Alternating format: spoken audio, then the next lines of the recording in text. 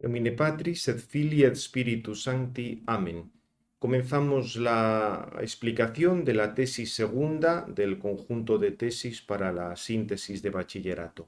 Hoy, como podéis ver, se trata de la literatura profética.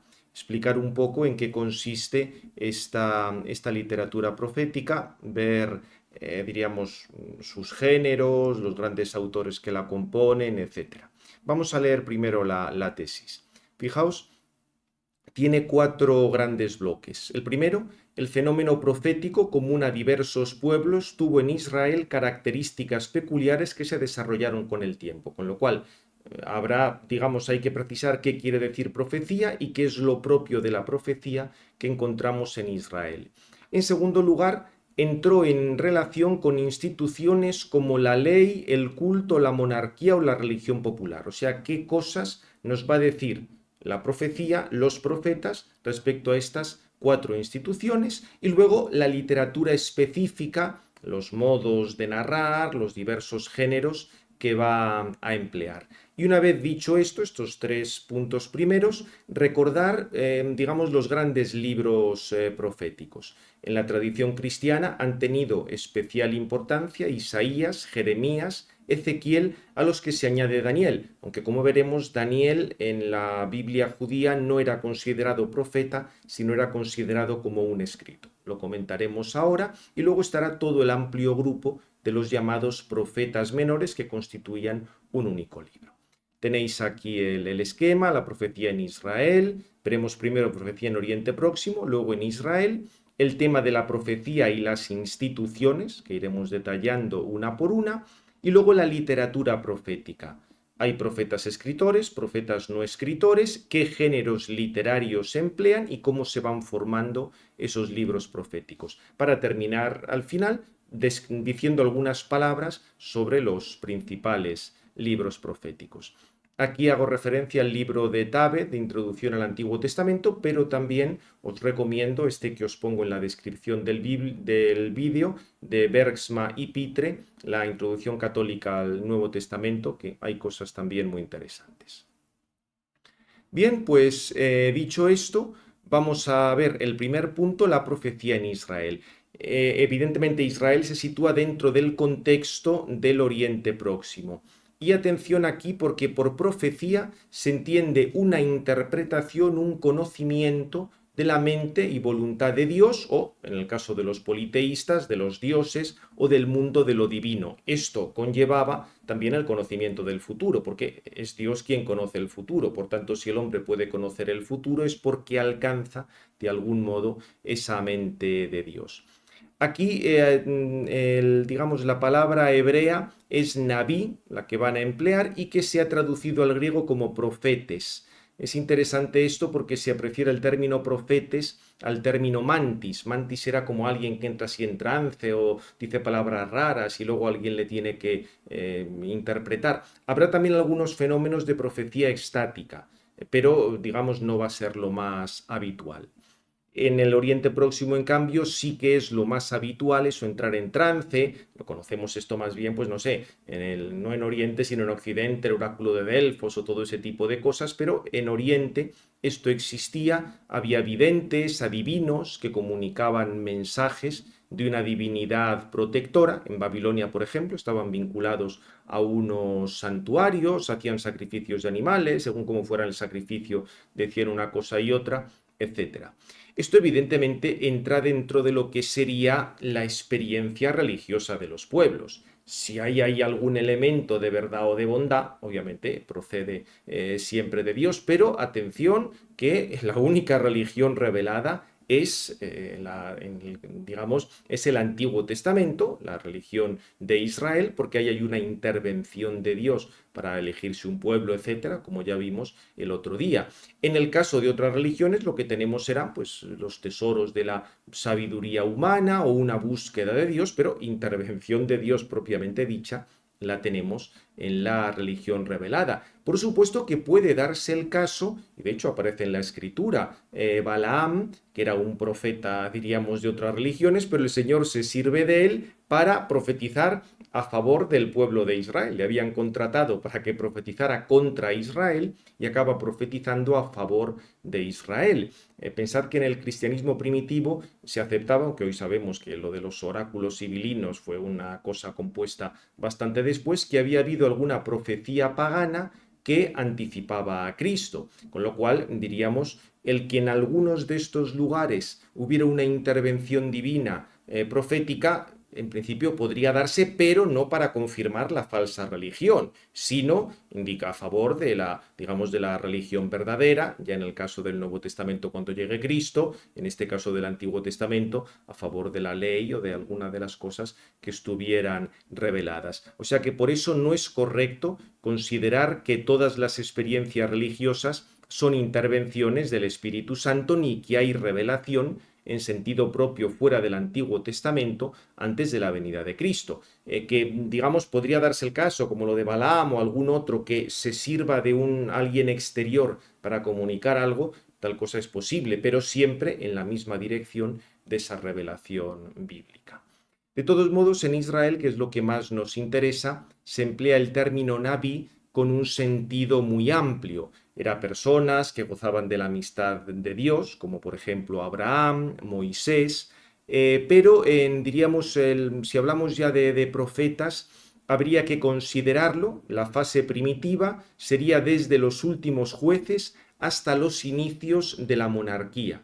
Ahí se va a hacer referencia a los profetas cuando se habla en la guerra contra los filisteos, etc. Y formaban grupos, los denominados hijos de profetas. Ahí sí que a veces había experiencias estáticas asociadas a músicas o a danzas, o tenían que ver con un santuario o con la corte.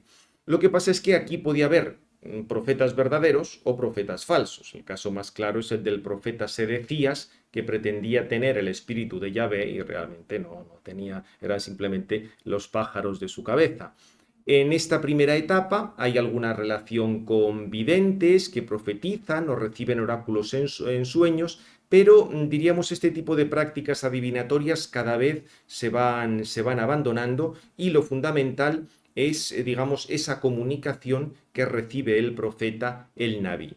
Hemos dicho esto de como los inicios de la profecía en Israel, digamos hasta los inicios de la monarquía. La profecía clásica se suele considerar desde Samuel, que ya va a ser inmediatamente cuando empiece la monarquía. Samuel ungirá a Saúl y luego a David. Ahí va a ser cuando va digamos, a comenzar. Dentro de este grupo habrá profetas escritores, o sea, algunos de los cuales conservamos sus escritos en libros, digamos, de ellos, que sean, digamos, que están vinculados por lo menos a su nombre, aunque fueran escritos luego por gente de su comunidad o algo por el estilo. Esos serían los profetas escritores, y tenemos también los profetas no escritores, de los que no poseemos libros dedicados a ello. El caso más claro sería Samuel, Elías, Eliseo, que estos salen en el libro de los reyes. En cualquier caso, tanto unos como otros, tanto los profetas escritores como los no escritores, se caracterizan por la defensa de la religión yavista, recordar que Yahvé es el único Dios, que ha elegido Israel, etc. Bien, digamos, eso es lo fundamental. También tendrán oráculos contra Israel y contra Judá cuando son infieles, obviamente. También dentro de ya digo, esto nos ha salido antes de la profecía previa a la época clásica, pero también en la época de la profecía clásica hay que distinguir entre los profetas verdaderos y los profetas falsos. El término Naví, profeta, abarcaba a todos. En la traducción de los 70 se empleaba el término pseudoprofetes para distinguir profetas falsos, pseudoprofetes, y profetes para el profeta verdadero. La manera exterior de actuar era similar, digamos, en unos y otros, pero el criterio fundamental estaba ya en el Deuteronomio. Si el profeta invita a abandonar a Yahvé, pues ya lo que diga claramente va a ser falso. O, más adelante, en Jeremías, si hay profecías de paz o de que todo va a ir bien, lo normal es que eso fuera falso, porque dado el estado del pueblo, lo normal es que las cosas fueran mal. Con lo cual ahí tenéis esos dos criterios. Primero, la fidelidad a Yahvé, y el segundo, si hay profecías de que todo va a ir muy bien, atención porque eso hay que ver si se cumplen o no. Después del exilio sigue habiendo profetas, pero ya no tiene la fuerza que tenía antes, van a depender más de profetas anteriores. Aquí tendríamos la parte final de Isaías, Ageo, Zacarías. Diríamos que después del exilio claramente se ha cumplido lo que habían dicho los profetas de los desastres que iban a llegar al pueblo, y ahora la preocupación después del exilio iba a ser la ley y el templo ante esa nueva situación del pueblo. También se hablará de un futuro dominio universal de Yahvé, de un futuro retorno de la profecía para todo el pueblo, eso lo tenéis en Malaquías, y esto se va a cumplir cuando llegue Cristo y cuando establezca la iglesia, porque ahí todos los fieles tenemos el Espíritu Santo, no evidentemente el carisma de la profecía, eso solo lo tienen algunas personas, bastantes menos de las que creen, de las que creen que lo tienen, sino el Espíritu Santo para conocer lo que Dios ha revelado gracias a Jesucristo y aceptarlo, el Espíritu Santo que nos mueve para aceptar la fe. Bien, esto sería un poco como la presentación de en qué consiste la profecía. Si hablamos de la profecía y las instituciones en Israel, hay que hablar de la ley y el sacerdocio. Obviamente, el sacerdote y el profeta tienen funciones distintas, pero el objetivo es común, transmitir la voluntad de Dios. Incluso algunos profetas eran sacerdotes. Y atención, porque si hay críticas de algunos profetas a los sacerdotes, no es tanto por lo que hacían, sino por lo que dejaban de hacer. O sea, porque no se ocupaban de comunicar correctamente la ley de Dios. También esto que os comento, las referencias a la ley en los profetas no siempre son fáciles de individuar, porque ya comentamos en la sesión anterior que el Pentateuco, aunque digamos tiene elementos antiquísimos, pero la última redacción es más bien tardía. En cualquier caso, en los profetas encontramos estos elementos que también están en el Pentateuco. El tema de la alianza, la ley, claramente aparece en los profetas. El segundo gran punto que, digamos, con el que se confrontan los profetas es con el culto. Evidentemente, los profetas del exilio y del posexilio daban importancia a que se restaurara el culto. El pueblo estaba exiliado, tenía que volver y obviamente había que restaurar el culto. Y el culto era el modo normal de rendir homenaje a Dios. Lo que pasa, de hecho, incluso profetas anteriores al exilio estaban vinculados al mismo culto. Lo que pasa es que aquí encontramos algunos oráculos no contra el culto, sino contra el culto vacío. Es decir, haberse quedado simplemente en cosas exteriores, haber imitado incluso sacrificios de pueblos cercanos y no haber ido a lo fundamental, el culto interior. Sabéis que evidentemente el culto exterior nos hace falta porque somos materiales, pero cualquier culto a Dios exterior tiene que proceder de un culto, de una adoración interior. Esta es un poco la idea o sea, cuando los profetas critican el culto, no es el culto en sí mismo, y de hecho hablarán los que viven en el exilio y en el posexilio de restaurar el culto, sino evitar simplemente un culto que sea meramente exterior. Respecto a la monarquía, ya hemos visto que los profetas clásicos coinciden con el periodo de la monarquía, y de hecho Samuel contribuyó al establecimiento de la monarquía, aunque diríamos con bastantes reservas, porque al fin y al cabo el rey de Israel tenía que ser Dios. Y de hecho los sentimientos de los profetas eran más bien tibios a la monarquía. A veces intervienen en algunos cambios de reyes, pero tampoco es que quieran quitar la monarquía o hacer otra cosa. Digamos, insistían sobre todo en que el pueblo cumpliera la ley y que no fuera tras otros dioses.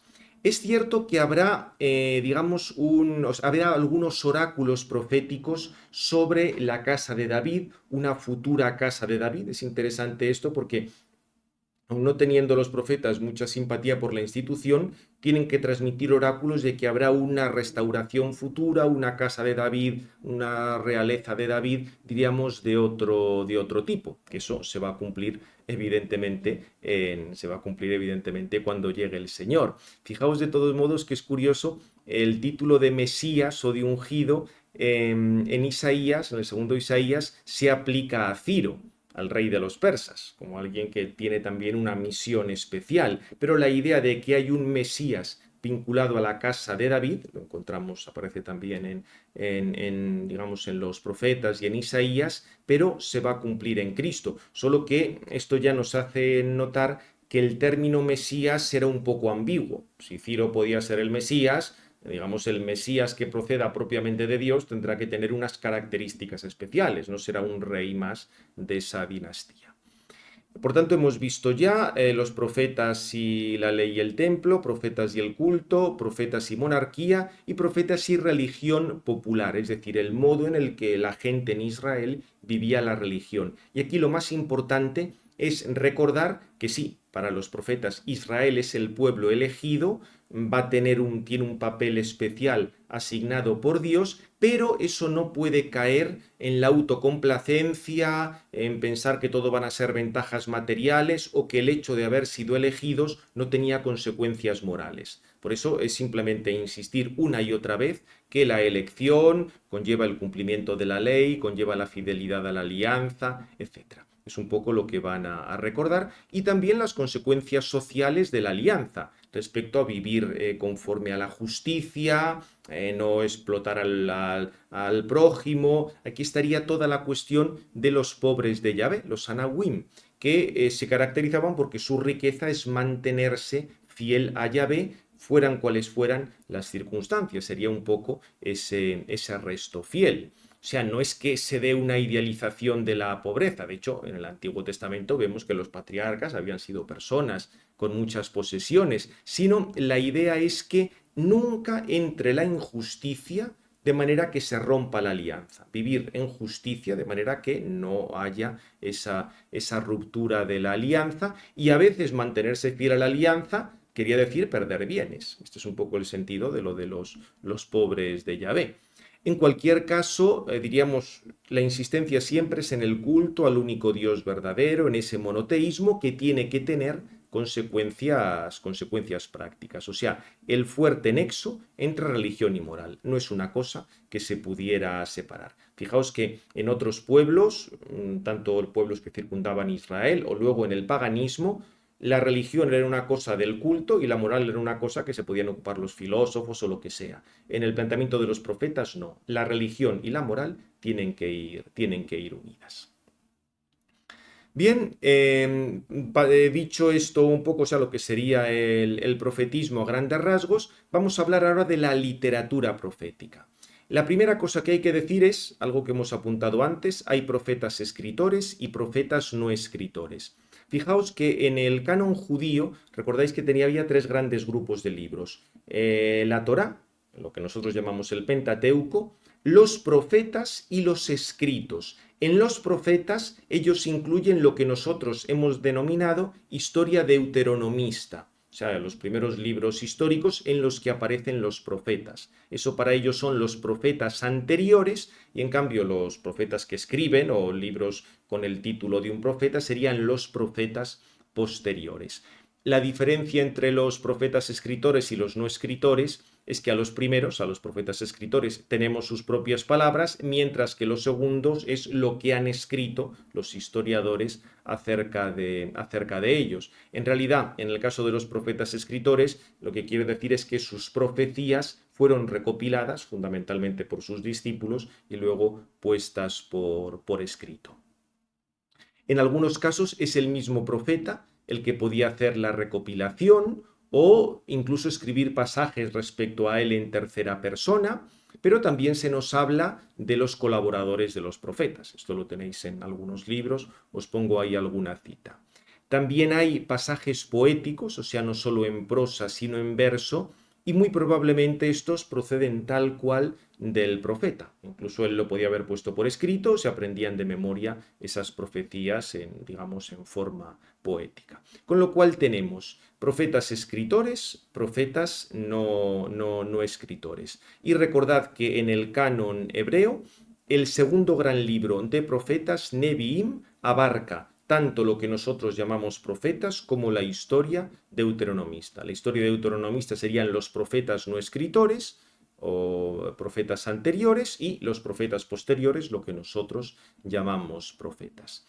El género literario fundamental de los profetas es el oráculo, o sea, una revelación de Yahvé, que suelen ser una sentencia poética, breve, que puede unirse con otras y formar unidades así de mayor extensión. Y ese, digamos, el ir combinando, el ir recopilando todo esto puede deberse, como hemos dicho, al mismo profeta o a los seguidores. Y básicamente los oráculos se dividen en profecías de amenaza o profecías de prosperidad, alternando unas y otras. Si se va a cumplir la ley, habrá prosperidad; si hay apartamiento de Dios, se dará la amenaza. Por otra parte, los oráculos suelen ser oscuros, y esto para nosotros son todavía más oscuros porque no conocemos bien las circunstancias en las que fueron pronunciados, a qué cosas se podían ir refiriendo, etc. Pero, digamos, ahí está. Algunos se van entendiendo mejor y sobre todo cuando pasa más el tiempo se entiende mejor a qué se referían. Hay tanto predicciones, denuncias respecto al pecado, exhortaciones, amenazas, y solo en contadas ocasiones los profetas explican cómo ha tenido lugar esa experiencia, pero eso no es lo más habitual. En ocasiones el oráculo puede adoptar una forma de visión, pero también una elegía, o sea, lamento, un canto de amor incluso.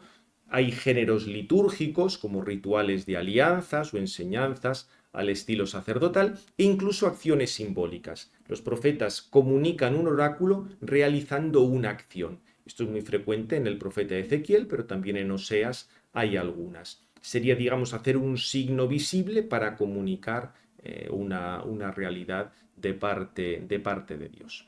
Con lo cual tenemos, diríamos, los géneros, o sea, el género básico es el oráculo. Y luego respecto a la formación de los libros proféticos, pues cada libro, como ya hemos dicho, contiene diversos materiales, en prosa y en verso, que es fruto de la actividad de un profeta, se extiende más o menos en el tiempo, y eso lo han conservado y ordenado los discípulos. En general, con criterios a veces cronológicos, a veces temáticos o una mezcla de ambos. Por ejemplo, el esquema este es muy normal: oráculos de amenaza, oráculos contra los gentiles, oráculos de salvación.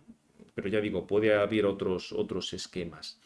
La actual, digamos, los libros proféticos tal como ahora los tenemos, digamos, como la última redacción, sería posterior al exilio, aunque es difícil, diríamos, ir precisando qué material viene de una época, cómo se ha añadido, cómo se ha ido organizando y demás.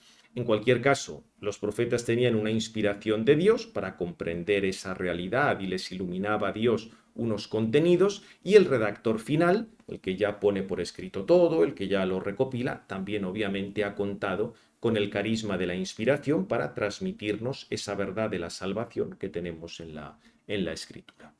Y ya por último, después de haber hablado un poco de los géneros de los profetas, cómo se componen sus libros, alguna pincelada sobre los libros en sí mismos. Tendríamos profetas mayores y menores, como ya os he comentado, es esa división típicamente cristiana: los mayores Isaías, Jeremías, Ezequiel y Daniel, aunque ya he dicho que Daniel para los judíos no es profeta sino es escrito, pero se considera también profeta en el planteamiento cristiano.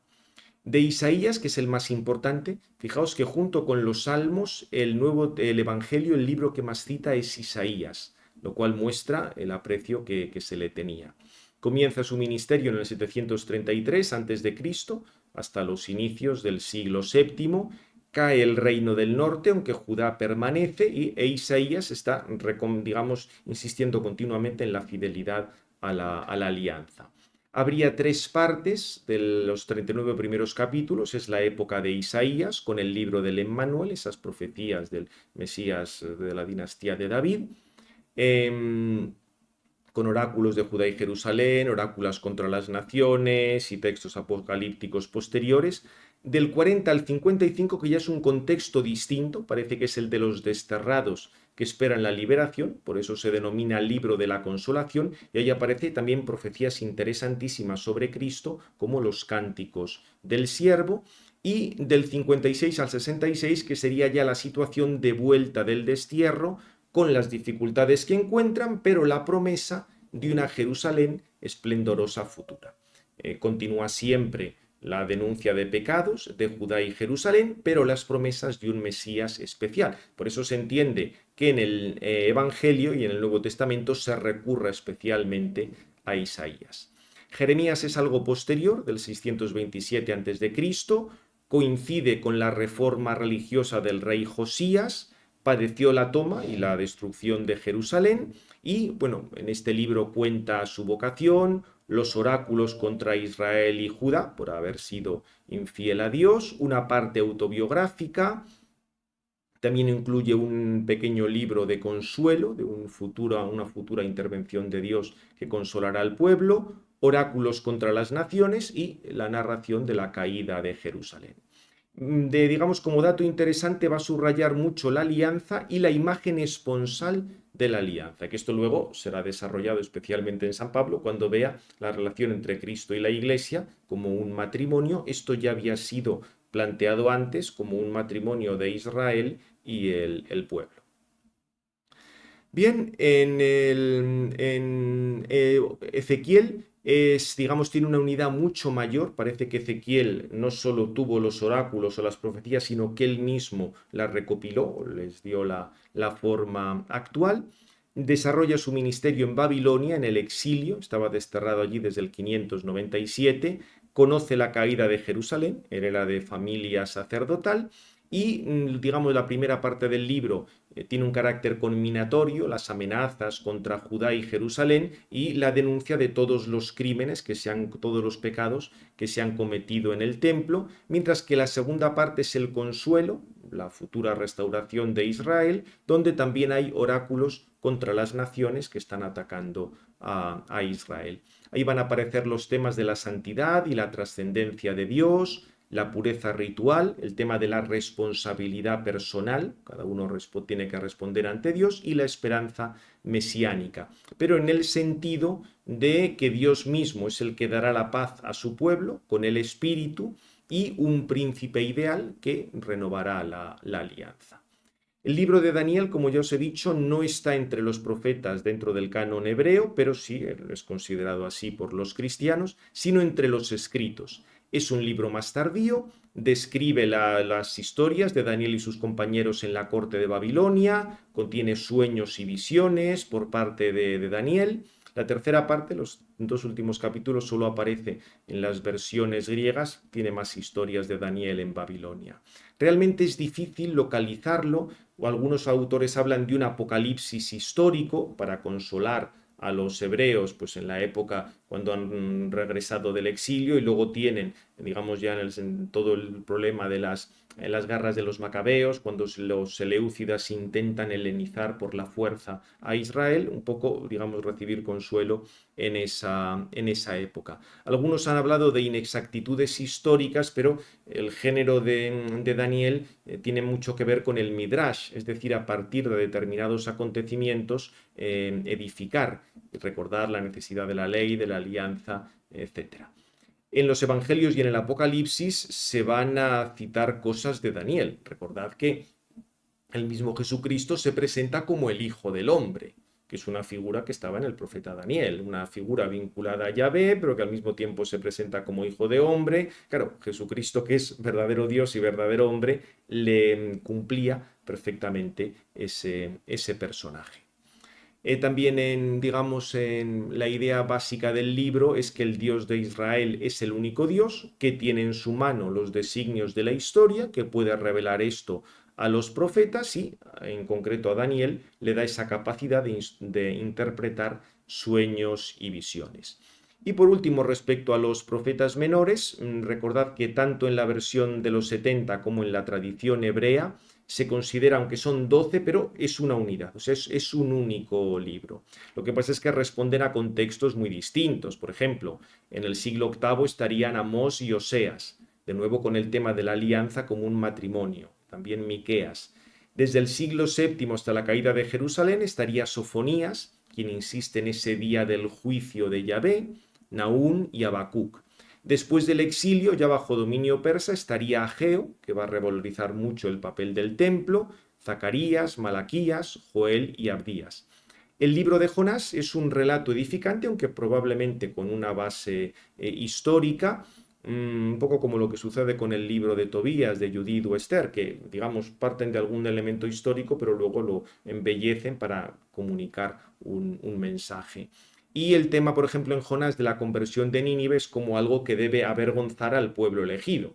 Los ninivitas se han convertido y los judíos no se acaban de convertir, pero por tanto lo fundamental es la conversión, no caer en el orgullo de ser el pueblo elegido y pensar que ya con eso está todo solucionado. Bien, pues terminamos ya aquí. Como veis es quizá más sencilla esta tesis que la anterior. Recordad la estructura de las cuatro grandes partes y los puntos fundamentales de cada una. Gloria al Padre, al Hijo y al Espíritu Santo, como era en el principio, ahora y siempre, por los siglos de los siglos. Amén. Padre, del Hijo y del Espíritu Santo. Amén.